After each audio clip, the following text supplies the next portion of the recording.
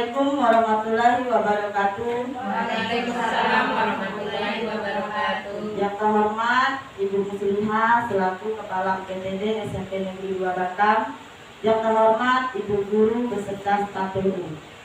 Puji syukur kita panjatkan kehadiran Allah Subhanahu wa Ta'ala, karena berkat ridhonya jualah kita masih bisa berkumpul bersama-sama di sini dalam acara Diseminasi Modul 1.4 Budaya Positif oleh Ibu Muslihat.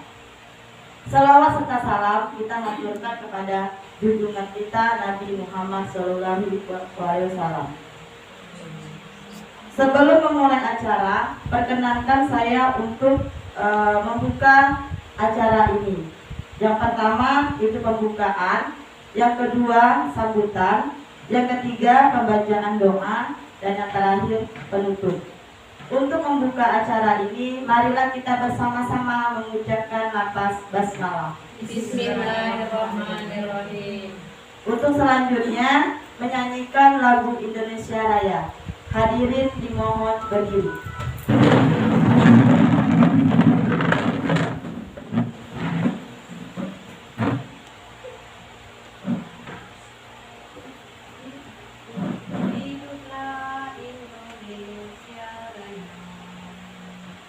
Indonesia tanah airku, tanah tumpah darahku. Di sanalah aku berdiri, jadi pandu ibuku. Indonesia kebangsaanku, bangsa dan tanah airku. Marilah kita berseru, Indonesia bersatu. Hiduplah tanahku, hiduplah negeriku, bangsaku, rakyatku semuanya. Bangunlah jiwanya, bangunlah badannya, untuk Indonesia Raya. Indonesia Raya, merdeka, merdeka, tanahku, negeriku yang ku cinta. Indonesia Raya, merdeka, merdeka, hiduplah Indonesia Raya. Indonesia Raya, merdeka, merdeka, tanahku, negeriku yang ku cinta. Indonesia Raya, merdeka, merdeka, hiduplah Indonesia Raya. Hadirin dimohon duduk kembali. Acara selanjutnya yaitu sambutan. Pada sambutan kali ini kami persilahkan kepada Ibu Uwiyanti selaku Wakil Kepala Sekolah. Kepala Ibu Uwiyanti kami persilahkan.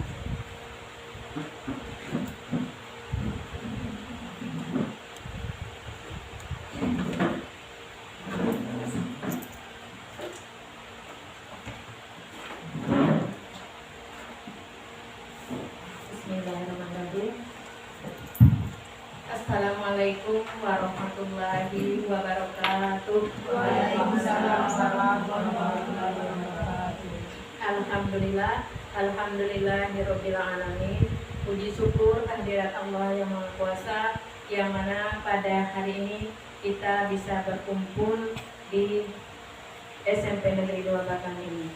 Adapun di sini acara di sini adalah Diseminasi Modul 1.4, yaitu budaya positif. Jadi kami rekan-rekan guru di sini sangat berterima kasih sekali kepada CGP di sini yang sudah melaksanakan CGP ini. Kemudian mudah-mudahan kegiatan ini berjalan lancar sampai selesai nanti. Kemudian kami juga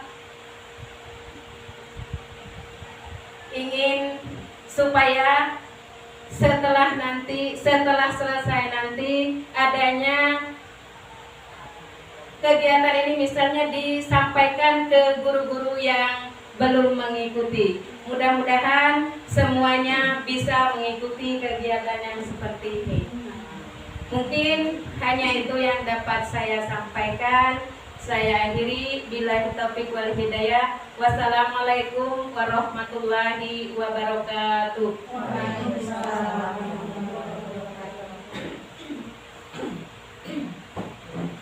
Ya, terima kasih Bu Yati atas sambutannya. Selanjutnya yaitu doa. Untuk doa kami persilakan kepada Bapak Neki Kiswara. Kepada Bapak Neki Kiswara kami persilakan.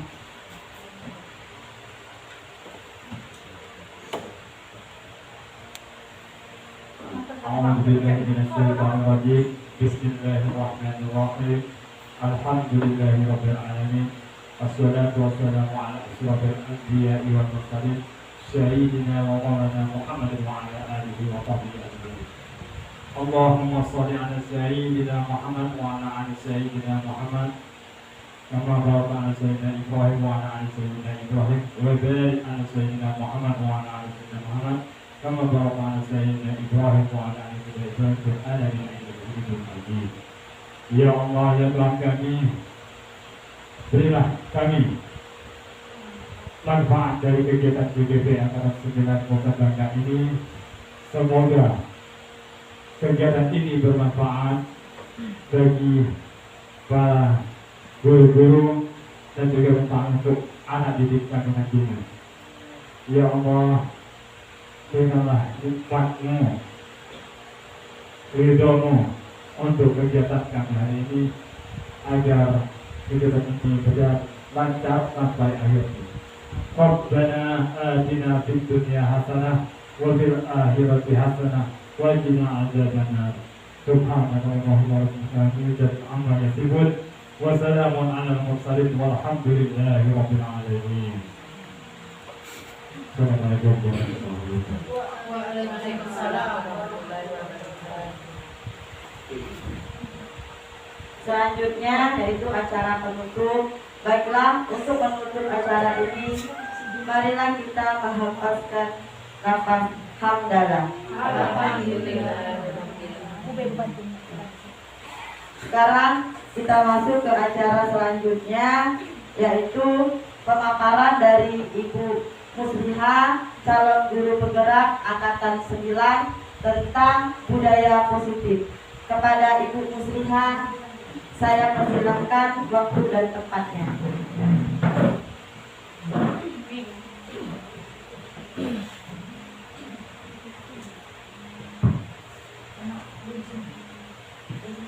Baik, bismillahirrahmanirrahim. Assalamualaikum warahmatullahi wabarakatuh. Waalaikumsalam warahmatullahi wabarakatuh.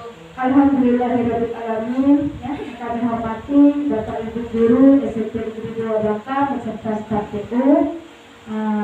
Alhamdulillahirabbil alamin. Puji syukur kita panjatkan kehadirat Allah Subhanahu wa taala pada hari ini, ya. Kita dapat berkumpul di ruang perpustakaan dengan kegiatan diseminasi modul 1.4 budaya positif.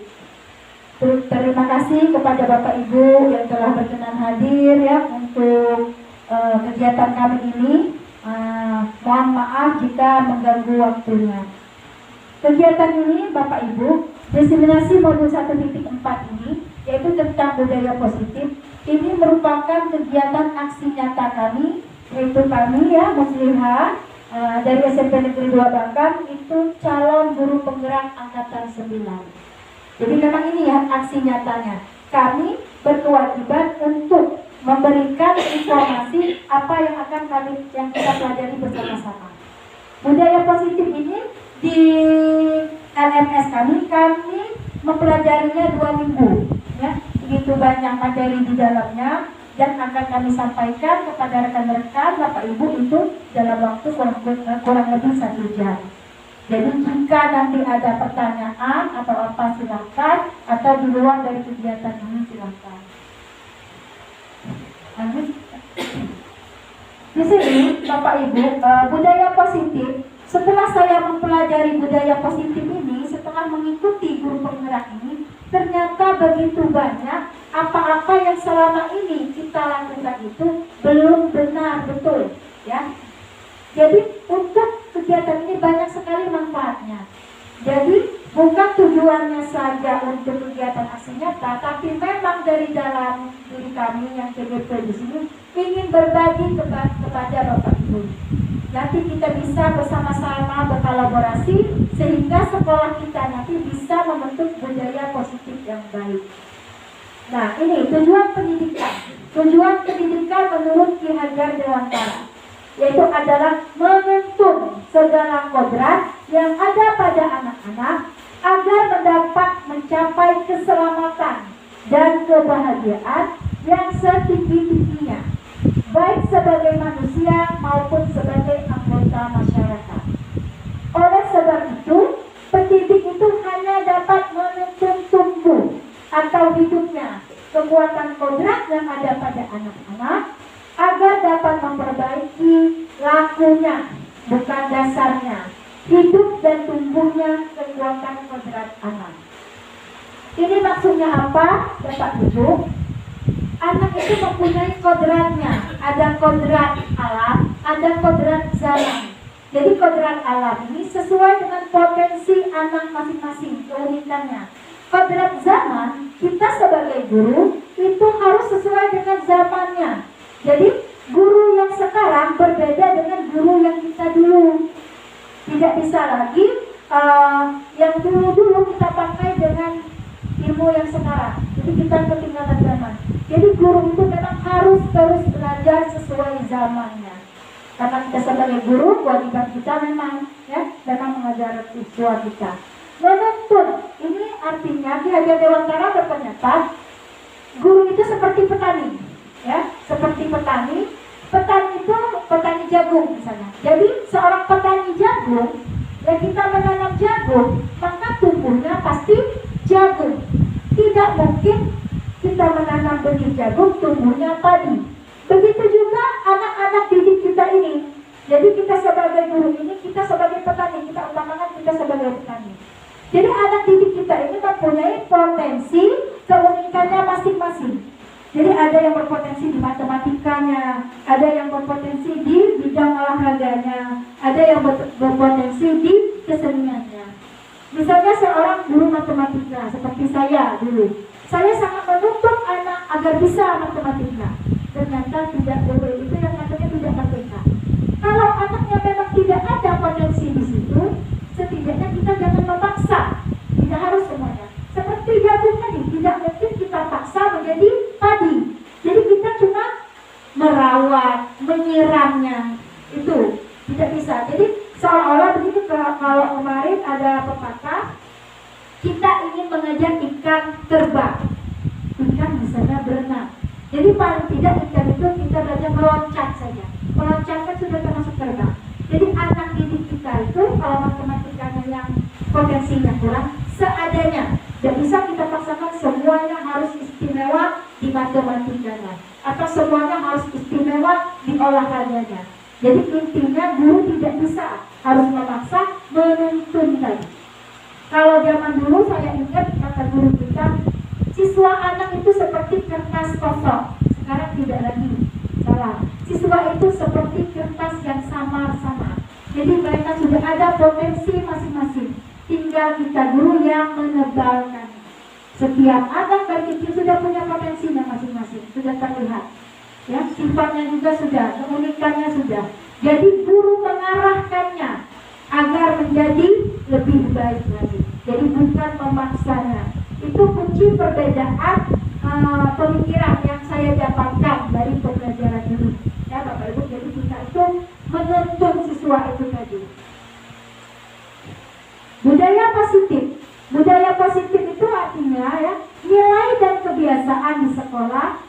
berpihak pada murid agar mereka dapat berkembang menjadi pribadi yang kritis, penuh hormat dan bertanggung jawab sesuai dengan profil pelajar Pancasila.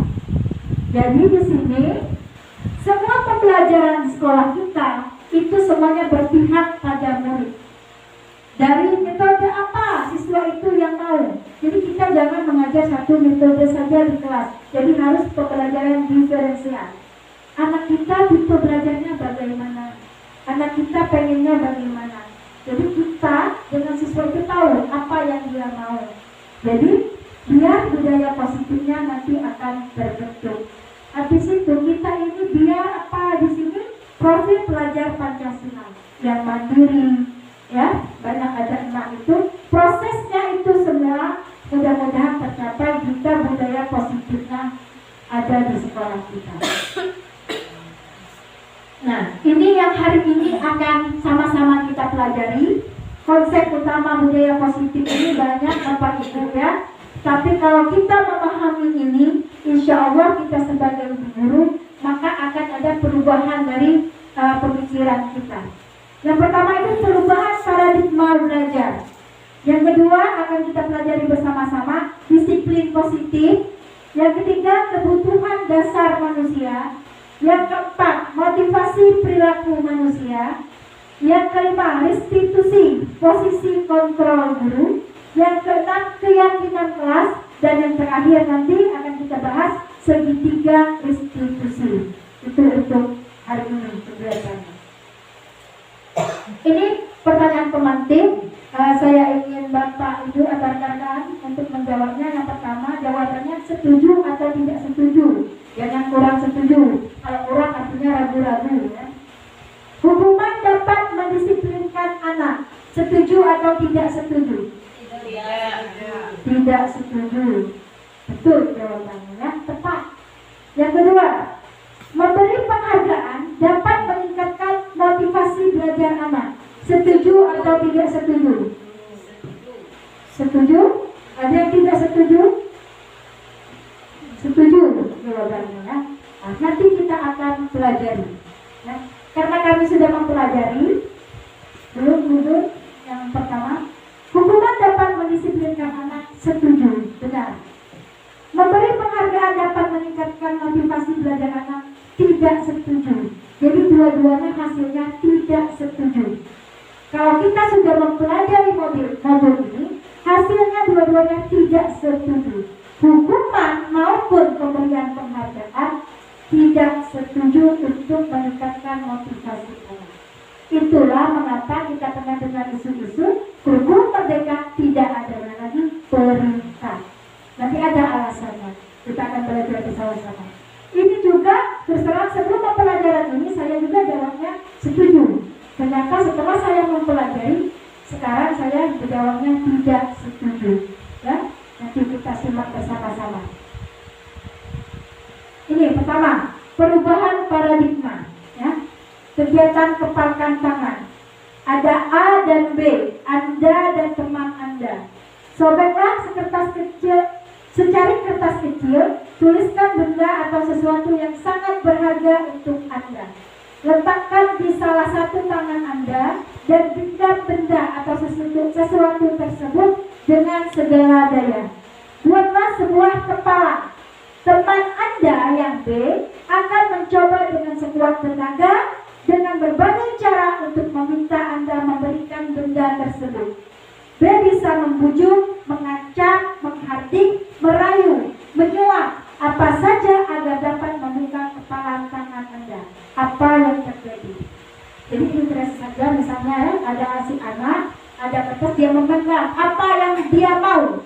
Kita sebagai guru memaksa membuka, maka ada yang cara memaksa, membujuk, menghardik, artinya yang mengontrol itu sebenarnya siswa itu sendiri. Jadi guru itu tadi pendamping, itu maksudnya paradigma perubahan. Jadi guru ini mengontrol, bukan guru memaksa semua apa yang dikehendaki guru.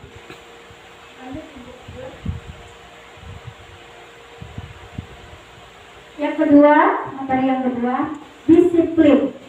Terus ya, kalau disiplin kita sudah pernah dengar, berasal dari bahasa Latin disiplin, yang artinya belajar. Makna asal dari kata ini berkonotasi dengan disiplin diri dari murid-murid. Ya. Disiplin diri membuat orang menggali potensinya menuju sebuah tujuan, apa yang dia hargai. Namun dalam budaya kita, makna kata disiplin telah berubah menjadi sesuatu yang dilakukan seseorang pada orang lain untuk mendapat kepatuhan. Kecenderungan umum adalah menghubungkan kata disiplin dengan ketidaknyamanan, bukan dengan apa yang kita hargai atau pencapaian suatu tujuan mulia.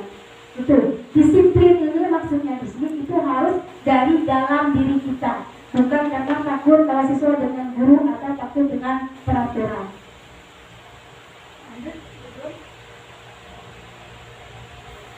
Sini ya, sebenarnya disiplin itu kemampuan memerintah diri sendiri dalam mengontrol dan menguasai diri untuk memilih tindakan yang mengacu pada nilai-nilai yang kita hargai dengan penuh tanggung jawab tanpa perintah orang lain. Itu makna disiplin.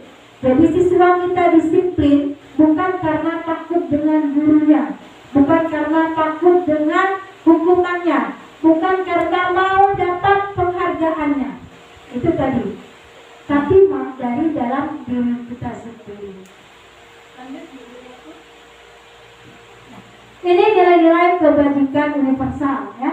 Nilai-nilai kebajikan itu sifat-sifat positif manusia yang merupakan tujuan mulia yang ingin dicapai setiap individu. Ya, ada mandiri, kenalan kritis, berkebinekaan global, bagaimana berkawan. Ini nilai-nilai pelajar profil pelajar Pancasila. Kreatif terakhir, ya. Lanjut. Materi yang ketiga, kebutuhan dasar manusia. Kebutuhan kita berbeda pasti setiap manusia. Mengapa kita seorang guru perlu mengetahui kebutuhan manusia ini? Jadi kita harus mengetahui kebutuhan siswa kita.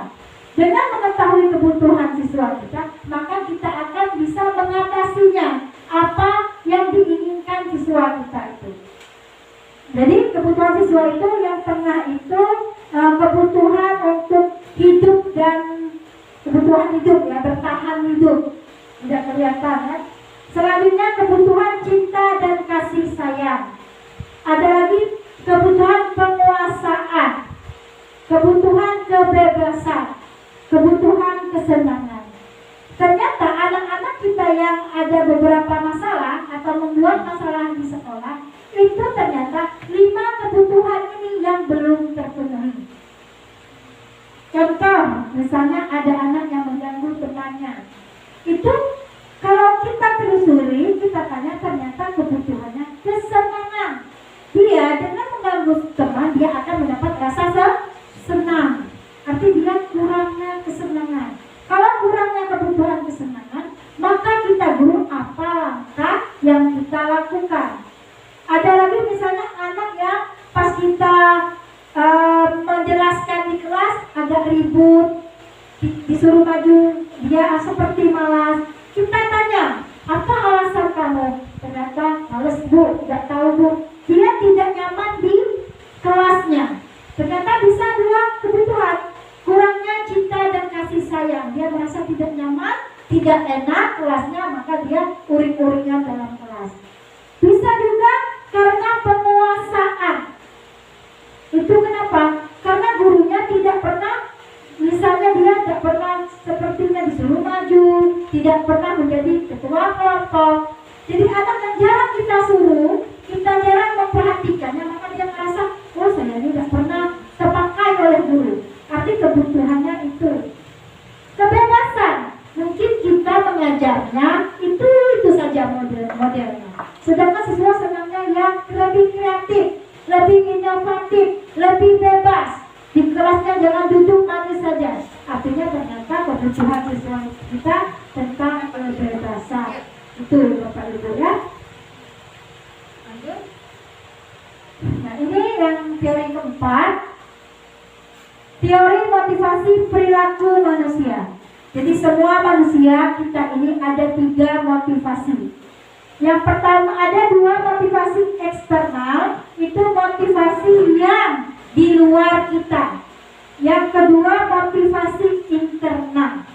Kalau bisa kita semua dan beserta siswa kita itu motivasinya di internal. Itu tujuan disiplinnya dari diri kita sendiri. Kalau motivasi internal yang pertama itu untuk menghindari ketidaknyamanan atau dukungan.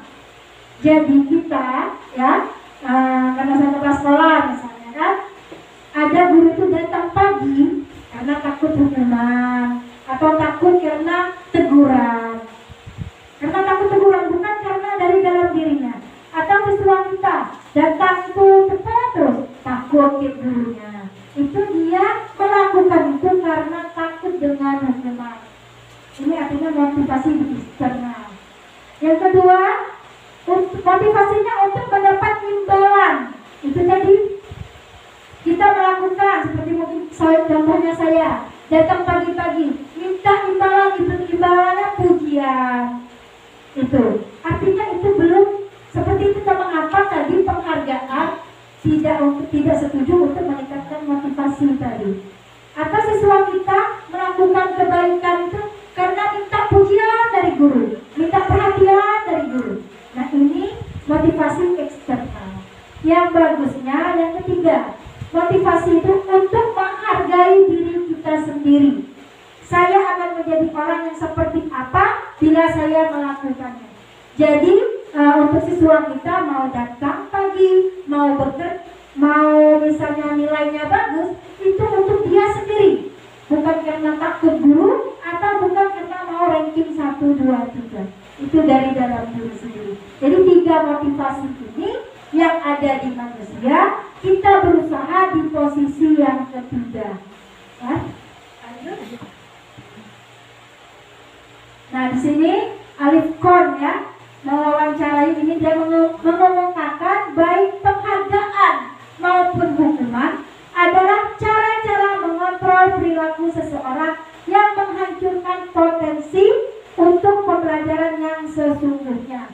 Agak keras katanya ya, motivasi bisa menghancurkan potensi. Menurut Korn, secara ideal, tindakan belajar itu sendiri adalah penghargaan yang sesungguhnya ya, untuk diri kita sendiri. Nah ini saya beberapa ambil contoh mengapa tadi, karena jawabnya motivasi tadi ya banyak yang setuju. Ini mengapa motivasi atau penghargaan itu tidak dapat meningkatkan motivasi. Ini contohnya. Yang pertama, pengaruh jangka pendek dan jangka panjang. Penghargaan efektif jika tidak menginginkan seseorang melakukan sesuatu yang kita inginkan dalam jangka waktu pendek. Habis itu jika kita menggunakan penghargaan lagi dan lagi, maka orang tersebut akan bergantung pada penghargaan serta hilang motivasi dalam diri.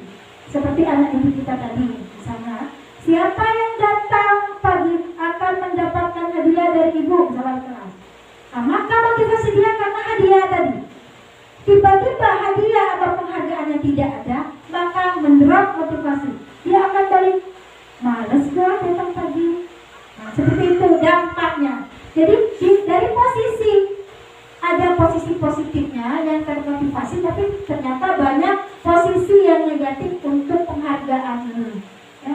Tiba-tiba tidak ada penghargaan, maka dia akan down dan tidak melaksanakan itu. Bukan dalam dirinya, dari dirinya. Yang kedua itu beranggapan penghargaan tidak efektif. Ini contohnya jika saya mengharapkan suatu penghargaan dan tidak mendapatkannya, seperti peringkat tadi. Nah, siswa kita belajar karena ingin peringkat 1, karena ingin dipanggil ke depan, karena ingin dapat sertifikat, piagam, ternyata dia tidak mendapatkannya. Maka ada rasa sakit hati, kecewa, down lagi. Maka siswa itu akan mengalami emosi yang tidak stabil. Bukan menaikkan motivasi, maka menurunkan motivasinya. Selanjutnya, penghargaan merusak hubungan. Nah, di sini ketika ada seseorang yang diberi penghargaan, Kita saja. Ada teman kita yang lebih berhasil, atau teman akrab, satunya peringkat 1, satunya tidak berperingkat, maka ada rasa iri, pasti itu manusiawi. Di sini ada rasa iri, ya, dituliskan di sini. Ada rasa potensi yang tidak baik, dia berhubungannya menjadi rusak dengan teman-temannya. Ya, bagi orang yang dapat penghargaan, bagi yang tidak mendapatkan akan merasa terkucilkan. Ya, yang ranking 1, 2, 3 yang tidak mendapat ranking, maka akan motivasinya jauh banyak yang tidak mendapat daripada yang mendapatkan. Yang selanjutnya itu terakhir, penghargaan itu menghukum. Mengapa menghukum? Seperti itu tadi, misalnya anak itu peringkat 1 terus, tiba-tiba dia peringkat 2. Bagi dia peringkat 2 itu hukuman bagi dia. Terasa hukuman, apalagi kalau orang tuanya maunya dia peringkat 1 terus. Itu bukan motivasi, tetapi bagi dia merupakan hukuman bagi anak itu. Lanjut, dari yang disimpulkan tadi itu merdeka. Ini artinya merdeka, kata Belajar Dewantara. Merdeka itu artinya tidak hanya terlepas dari perintah, akan tetapi juga cakap buat memerintah diri sendiri.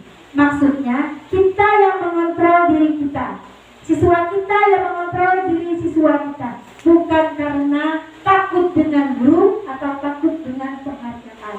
Itu yang makna dari merdeka tadi. Bukannya bebas, bukan. Kita sebagai guru tetap menuntunnya. Ini contoh kasus, kita baca bersama-sama, ya. Kasus ini, IFA ini kurang pelajaran matematika tadi. Jadi Pak Seno ingin dia menjawabnya. Namanya orang mungkin potensi IFA bukan di sini, ya. Dia menjawab gugur. Akhirnya Pak Seno suruh dia maju ke depan, ditertawai temannya. Itu ya, ditertawai teman, membuat Eva menjadi malu yang luar biasa. Malah minta Eva ke depan. Padahal Pak Seno ini tahu Eva tidak bisa, tapi disuruh ke depan. Itu ya. Kelas makin gaduh dan anak-anak pun tertawa melihat Eva. Kelas memegang hidungnya. Jadi bapak itu menyuruh memegang hidung hukumannya. Apakah Anda setuju dengan tindakan Pak Seno terhadap Eva? Tidak, pasti ya. Mengapa? Karena itu bentuk hukuman. Setelah itu, menurut Anda tindakan apa Pak Seno terhadap Eva? Apakah sebuah hukuman atau konsekuensi? Pasti hukuman. Terus terang ini akan diingat dengan Eva ini sampai dia tua nanti. Ya, saya sendiri ya mengalami waktu dihukum guru karena dituduh mencontek padahal tidak, dihukum di depan kelas sendiri. Sampai sekarang saya ingat. Artinya ternyata untuk kita tidak dendam karena kita guru. Tapi mungkin anak didik kita yang merasa kita menghukum tadi dendam terus, teringat terus dengan gurunya. Nah, ini dampaknya kurang tidak baik ya, tidak baik dari hukuman itu. Nah, ini Bapak Ibu kita bersama-sama coba jawab langsung saja ya. Ada hukuman, ada konsekuensi.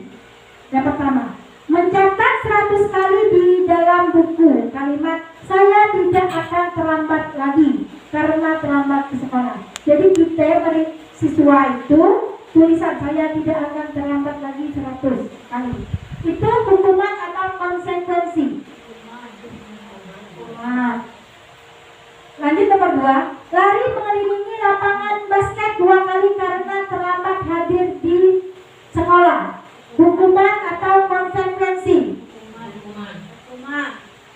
Yang ketiga, berdiri di depan kelas sambil mengangkat kaki 1 karena tidak bisa menjawab pertanyaan. Hukuman. Selanjutnya, mengganti kertas tugas teman yang telah dicoret-coret. Konsekuensi. Selanjutnya, membersihkan tumpahan air di meja tulis karena tersenggol pada saat belajar. Konsekuensi. Selanjutnya, membersihkan WC sekolah karena mematahkan pensil kawannya.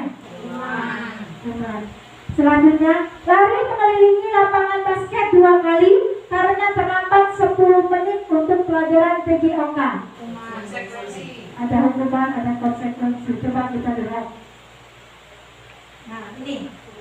Pertama benar, kedua benar, ketiga benar, keempat benar, kelima benar, keenam benar, ketujuh ada 2 jawaban. Konsekuensi. Mengapa? Karena ini ada hubungannya. Kalau berlari untuk olahraga, bisa kan? Lari mengelilingi lapangan basket 2 kali. Ya karena dia telat waktu pelajaran PJOK. Tapi kalau telat pelajaran matematika, dia nyambung, itu hukuman. Tapi kalau untuk pelajaran PJOK itu ada manfaatnya. Sama seperti mengganti kertas teman tadi. Memang dia karena nyoret-nyoret maka mengganti kertas.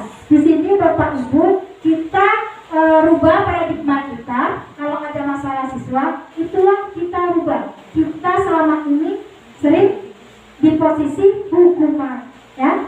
Itu mudah-mudahan kita selesai ini. Lanjut Ibu Suryati. Ini perbedaan hukuman dan konsekuensi, Bapak Ibu. Bisa terlihat sendiri ya. Kalau hukuman itu sesuatu yang menyakitkan, kalau konsekuensi sesuatu yang harus terjadi, ya, yang harus terjadi. Lebih banyak hukuman anak membenci kedisiplinan, kalau konsekuensi anak menghargai. Jadi dia menghargai tadi, mengganti tadi, misalnya mengelap meja tadi. Ini ya perbedaannya. Lanjut. Materi yang kelima, ya, restitusi. Restitusi adalah proses menciptakan kondisi bagi murid untuk memperbaiki kesalahan mereka, sehingga mereka bisa kembali pada kelompok mereka dengan karakter yang lebih kuat. Ya. Nah ini yang ada hukuman, ada konsekuensi, ada restitusi. Ya. Hukuman itu sesuatu yang menyakitkan, harus terjadi. Kalau konsekuensi itu sesuatu yang harus terjadi. Kalau restitusi itu merupakan pilihan kita. Restitusi ini langkah-langkah kita menyelesaikan masalah dengan siswa kita tadi. Ini dapat dilihat bersama-sama ya. Kalau hukuman itu murid atau anak membencinya, tapi kalau konsekuensi murid atau anak menghormatinya atau menghargai. Kalau restitusi murid atau anak menghormati dan akan melakukannya. Baik Bapak Ibu, selanjutnya itu restitusi posisi kontrol guru. Ya, jadi kita sebagai guru juga ternyata mempunyai posisi kontrol. Ada 5 di sini. Yang pertama posisi penghukum. Yang kedua posisi pembuat rasa bersalah. Yang ketiga posisi sebagai teman. Yang keempat posisi sebagai pemantau. Yang terakhir itu posisi sebagai manajer. Ya. Di sini 5 posisi kontrol itu. Kita harus memahami, kita sebagai guru harus memahami kita ini di posisi yang mana. Ya. Kalau saya sebelum mempelajari modul ini, saya sering di posisi pembuat orang merasa bersalah. Ya. Kalau menghukum mungkin jarang. Jadi yang bagus itu di posisi manajer. Contohnya seperti ini, rekan-rekan guru. Posisi penghukum itu kalau misalnya cubitan, tamparan itu sudah pasti penghukum fisik. Ya. Ternyata ada dari verbal, dari kata-kata, menghardik anak, membentak anak, itu posisi penghukum. Ini tidak baik, ya, tidak baik.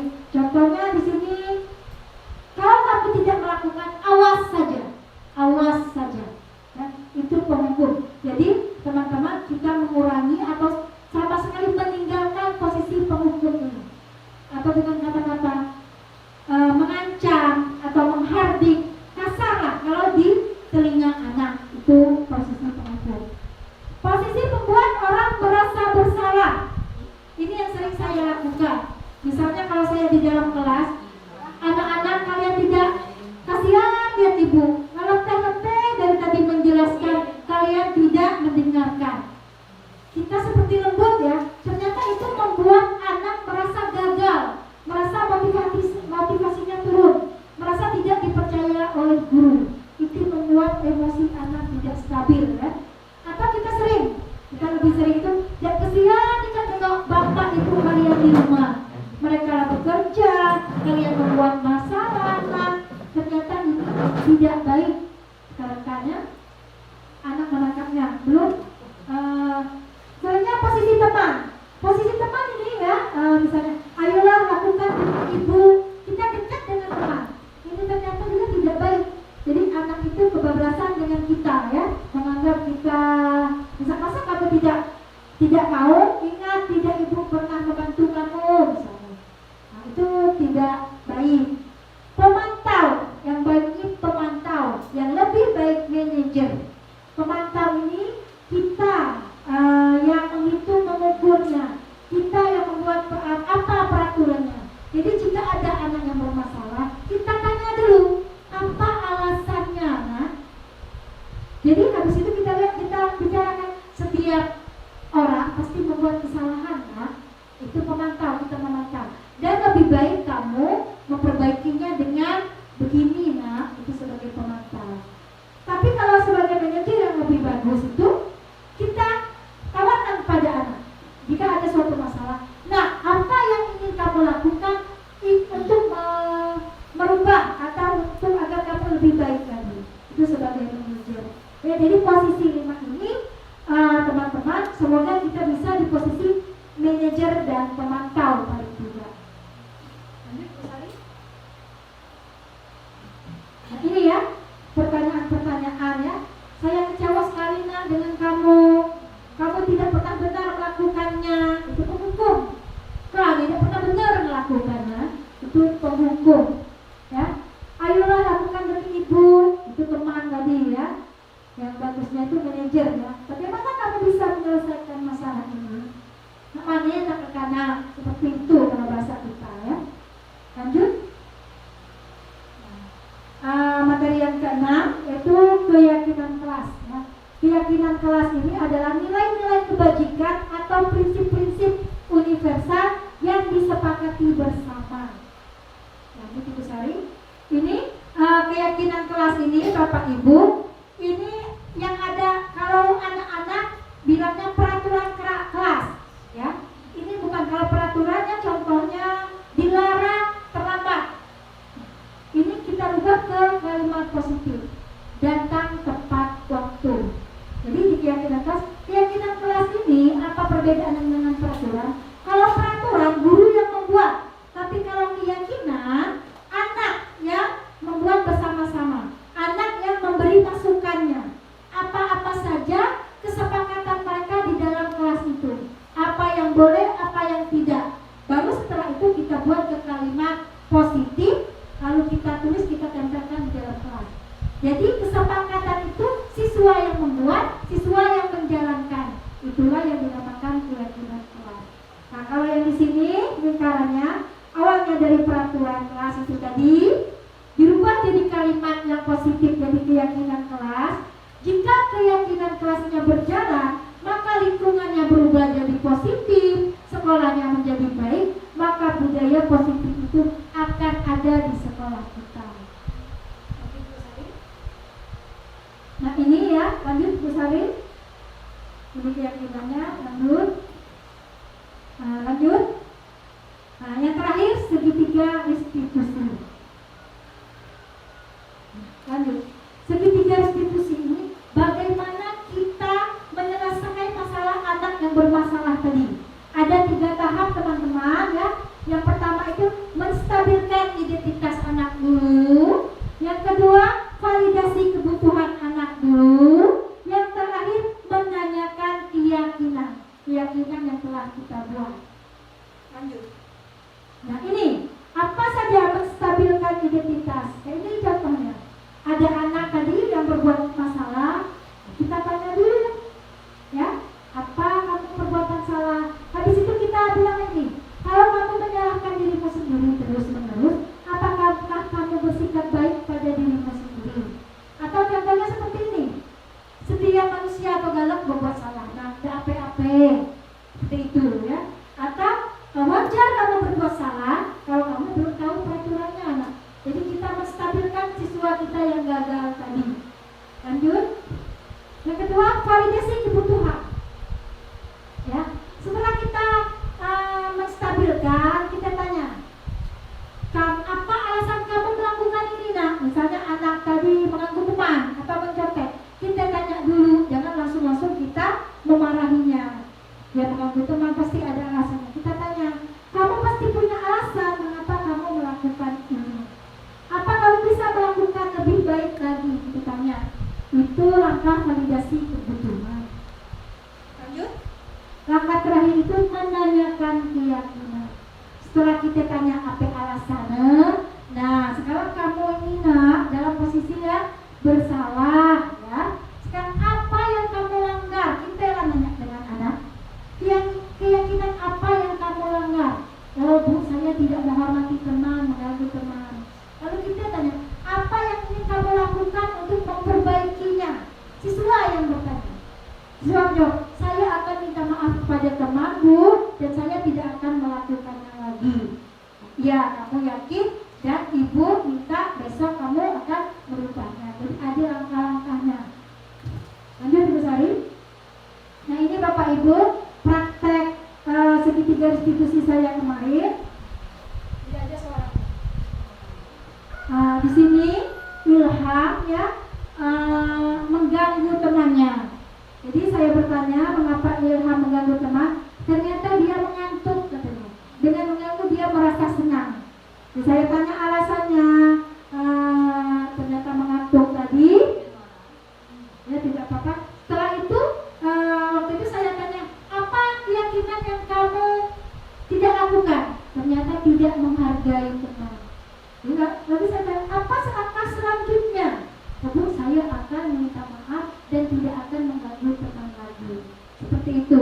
Jadi saya kembalikan dia ke teman-temannya dan dia sudah meminta maaf. Untuk segitiga restitusi ini berhasil atau tidak berhasil itu nanti teman-temannya, tapi langkah-langkahnya kita lakukan dulu. Lanjut Ibu Sari. Nah ini praktek membuat keyakinan kelas. Praktek membuat keyakinan kelas. Di sini saya menjelaskan apa dulu keyakinan kelasnya. Ini di kelas 8B. Setelah itu saya meminta anak memberi masukan ya di kertas statementnya. Ibu Sari. Bisa lebih cepat ya. Dari keyakinan kelas tadi.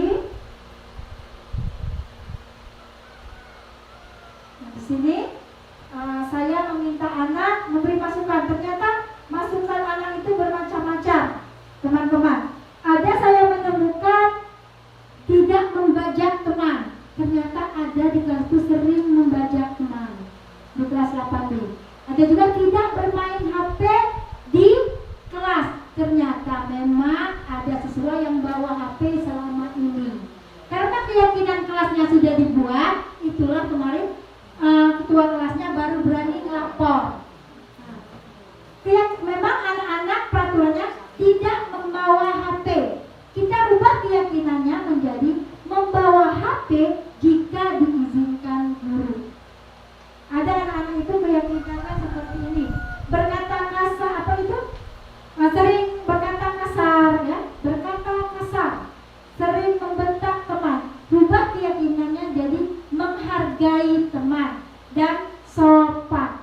Itu. Jadi mereka yang membuat, maka mereka yang harus melaksanakan. Itu kemarin itu mengapa ada HP tadi? Karena mereka terpacu ke keyakinan. Jadi di sini saya tanya, sepakat, sepakat. Keyakinan peran kedua sepakat, sepakat. Jika semuanya sepakat, jika ada yang tidak melakukan keyakinan, lapor ke ibu. Alhamdulillah kemarin HP-nya ternyata ada yang membawa HP. Selang 1 hari dibuat keyakinan kelasnya. Mungkin kalau tidak kita tidak tahu. Ternyata anak itu Rama itu setiap hari membawa HP. Ternyata, ya. Lanjut, Ibu Sari. Nah, terima kasih Bapak Ibu, teman-teman semua. Itu paparan dari saya cukup banyak. Sebenarnya masih banyak lagi, apalagi tentang keyakinan dan posisi kontrol. Di luar ini kita bisa bersama-sama berkolaborasi untuk menciptakan budaya sekolah budaya positif. Jika cuma 4 atau 5 guru yang bekerja, maka tidak akan berhasil kawan-kawan. Karena 4 orang berusaha untuk budaya positif, tetapi ada beberapa guru yang masih dengan budaya yang lama, maka itu tidak akan berhasil. Diperlunya kolaborasi kerjasama bersama-sama. Mudah-mudahan sekolah kita bisa lebih baik lagi. Kita secara pribadi ya sebagai guru juga bisa menjadi guru yang lebih baik lagi. Mungkin itu yang dapat saya sampaikan. Mohon maaf jika ada kata-kata yang salah. Kepada Allah saya mohon ampun. Terima kasih banyak atas perhatiannya Bapak Ibu. Semoga bermanfaat untuk kita semuanya. Saya akhiri. Wassalamualaikum warahmatullahi wabarakatuh. Waalaikumsalam warahmatullahi wabarakatuh.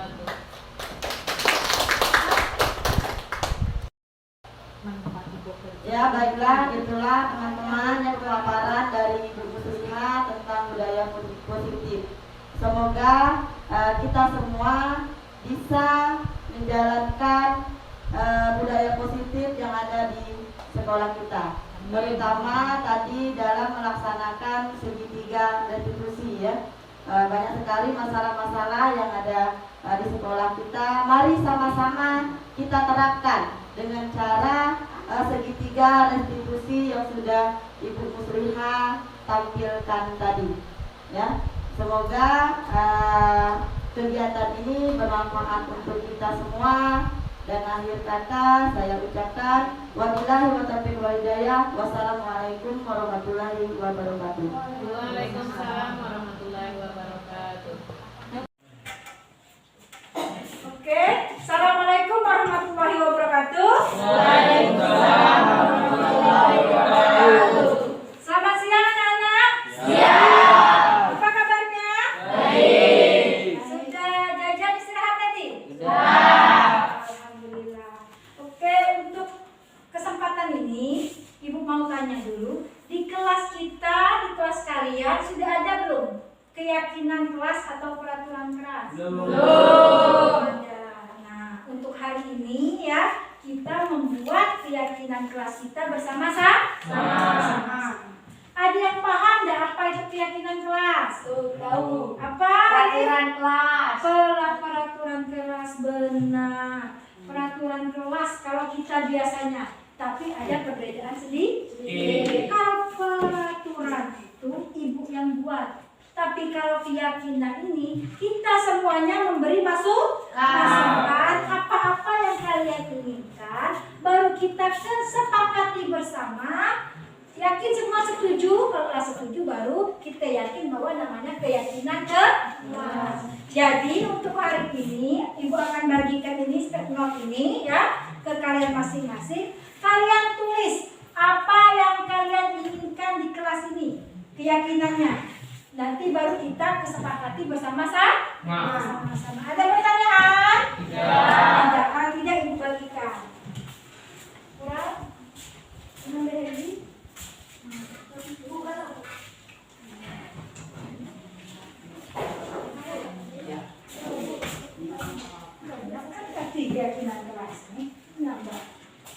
Silakan tuliskan apa yang kalian inginkan. Kita sepakati bersama-sama.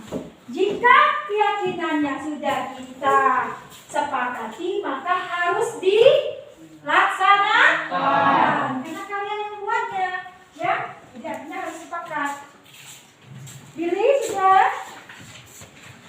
Ibu kasih waktu ya 15 menit, silakan. Boleh apapun boleh, silakan kita sepakati bersama-sama. Kalau tidak sepakat nanti kita ini ya yang boleh satu kertas ini boleh satu aturan, satu kertas boleh 3 aturan, boleh satu silakan. Boleh. Jadi di kelasnya punya keyakinan.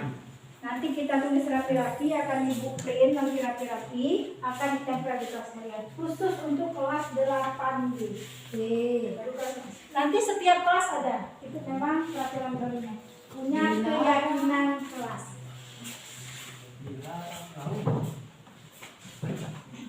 Dilarang berkata keras, kasar. Boleh kok kalian ini. Bila waktu ini guru menjelaskan dilarang apa misalnya, silakan. Boleh. Memang harusnya banyak peraturan.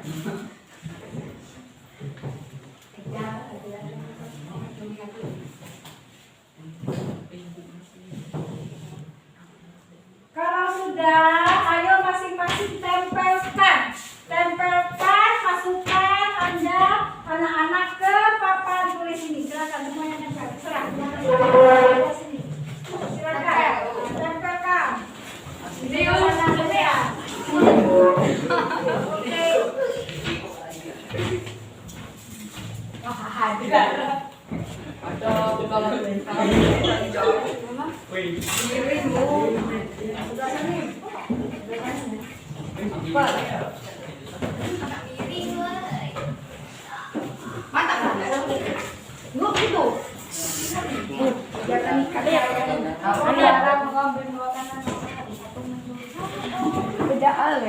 Dilarang Taiwan.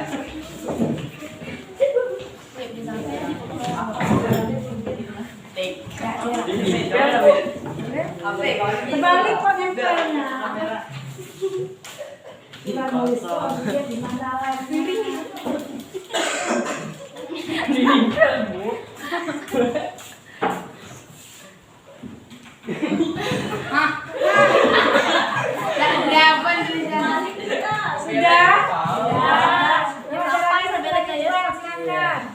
Tidak masalah ya.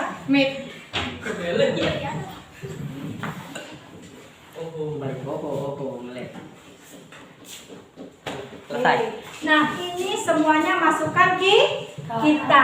Pasti kalian dengan teman-teman yang lain sama. Nah, kata-kata ini seperti dilarang bolos, dilarang berkata kasar, dilarang keluar sebelum bel berbunyi, dilarang ngobrol saat guru menjelaskan materi pelajaran. Benar. Dilarang keluar kelas saat pelajaran, dilarang keluar masuk kelas, dilarang bawa HP ke sekolah, dilarang pacaran di kelas, dilarang mencatat saat ulangan, dilarang berisik. Kata-kata kalian buat ini merupakan peraturan, tapi kata-kata dilarang itu artinya katanya negatif. Kita rubah ke kalimat positif. Misalnya itu. Misal contoh begini, dilarang datang terlambat. Kita rubah menjadi datang tepat waktu. Terus ada kata dilarang. Biar lebih bagus. Jadi yang pertama kita simpulkan. Dilarang berantem, dilarang datang terlambat ke sekolah, ya. Satu, sama ini. Dilarang, jangan telat datang. Sama ada makanya. Nah, jangan telat datang, dilarang datang terlambat ke sekolah. Dilarang datang terlambat ke sekolah, bener. Wih, dia mana lagi? Dilarang. Artinya kalian sudah bisa.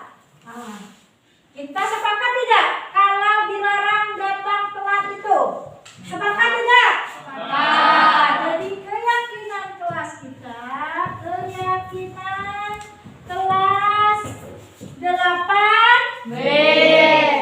Yang pertama, datang tepat waktu. Atau bisa dikata disiplin waktu. Mana mau datang tepat waktu? Ya, oke. Artinya datangnya jam berapa kita? 7.15. Peraturan yang kedua, kita lihat lagi. Mana yang banyaknya? Dilarang berisik ketika jam pelajaran. Dilarang tidur di kelas saat belajar. Sama, ada berisik, ada tidur, benar gak? Dilarang bernyanyi di kelas saat belajar.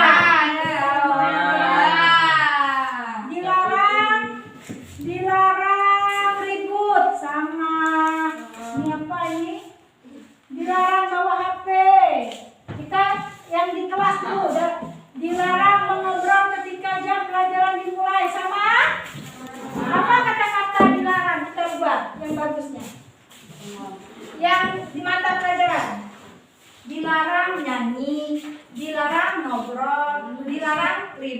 Kata positif apa kira? Memperhatikan saat jam pelajaran. Memperhatikan saat jam pelajaran. Sepakat nomor 2?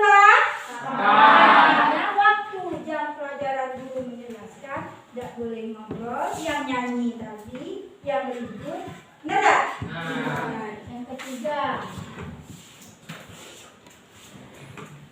dilarang berbicara saat jam pelajaran sama dengan ini ya. Dilarang berisik sama. Sekarang, dilarang membuli teman. Setuju? Setuju. Nyebut nama orang tua. Setuju.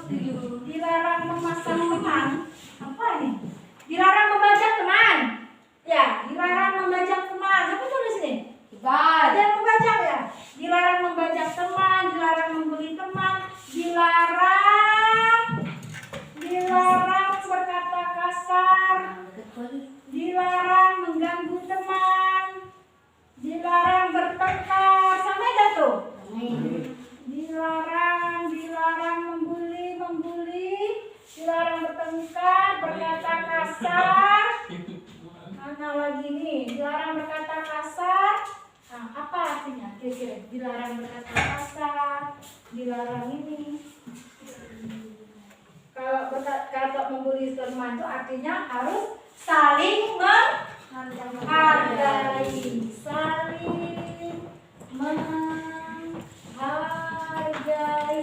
tidak boleh berkata kasar, tidak boleh membuli. Apa lagi ya? Berkata sopan.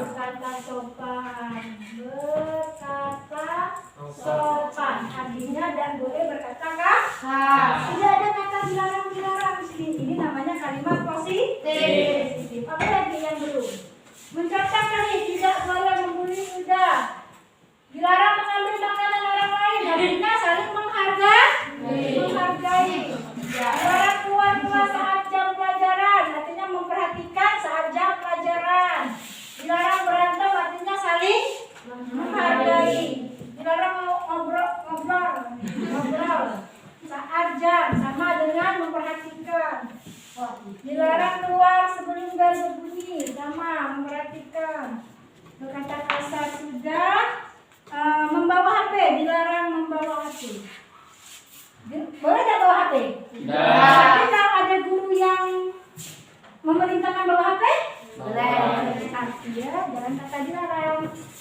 Membawa HP jika diizinkan oleh guru. Benar tak? Tidak ada kata dilarang kan? Apalagi yang belum? Yang tadi kira-kira belum. Membawa HP mencontek. Apa? Dilarang mencontek artinya bersikap jujur. Benar. Jujur. Apalagi dilarang mengotorkan kelas. Nah, mengotor kelas ini bagus nih. Siapa nulis ini tadi? Dilarang mengotor kelas. Kira-kira sepakat nggak dilarang mengotori kelas? Jadi sepakat? Sepakat nggak? Apa kata positifnya? Jaga kebersihan kelas. Jaga kebersihan kelas. Ada lagi yang belum dibaca? Kita harus mendengarkan ucapan guru ini. Dilarang mencontek sudah, dilarang berisik ini, dilarang datang terlambat, dilarang berkata kasar, dilarang membajak teman, saling menghargai, dilarang pas tidur di pelajaran ini, memperhatikan saat jam pelajaran, dilarang bolos, sama. Apalagi? Sepertinya sudah semua ya. Ada yang belum? Dilarang bawa HP, dilarang keluar masuk kelas. Dilarang pacaran. Jika dilarang berisik.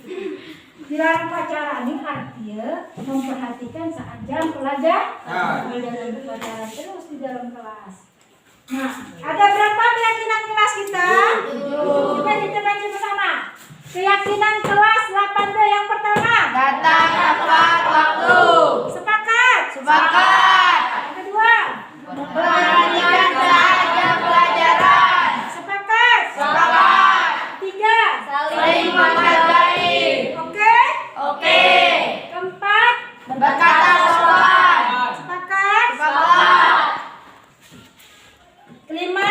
Membawa HP jika diizinkan oleh guru. Keenam. Jujur. Ketujuh. Jaga kebersihan kelas. Ini keyakinan kelas 8D. Oke, silakan kita tulis di absen kata. Siapa yang tulisannya Rafi? Gila. Gila. Sini. Tulis. Berapa orang di sini? Silakan tulis. Nah, kita tanda. Boleh bunga-bunga. Pos, ya pas nulis pos dia. Ah, gak salah mega ini gitu. Jangan berisik. Dah, Jadi ibu malu.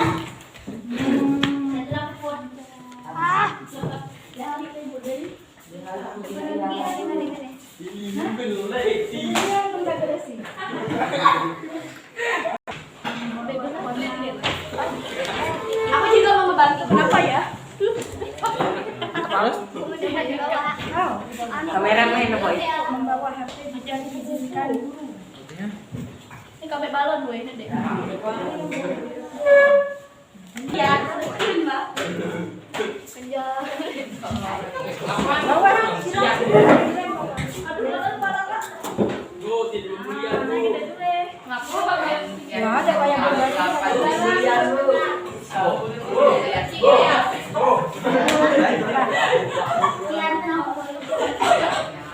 Mulai.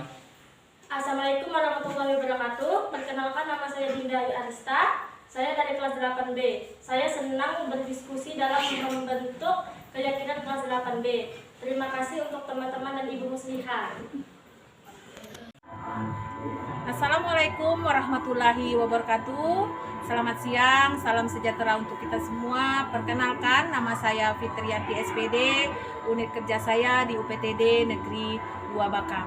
Di sini saya ingin menjelaskan atau mempresentasikan hasil dari calon guru penggerak angkatan 9, yaitu Ibu Musliha selaku kepala sekolah kami, di mana beliau menyampaikan materi tentang diseminasi modul 1.4 tentang budaya positif.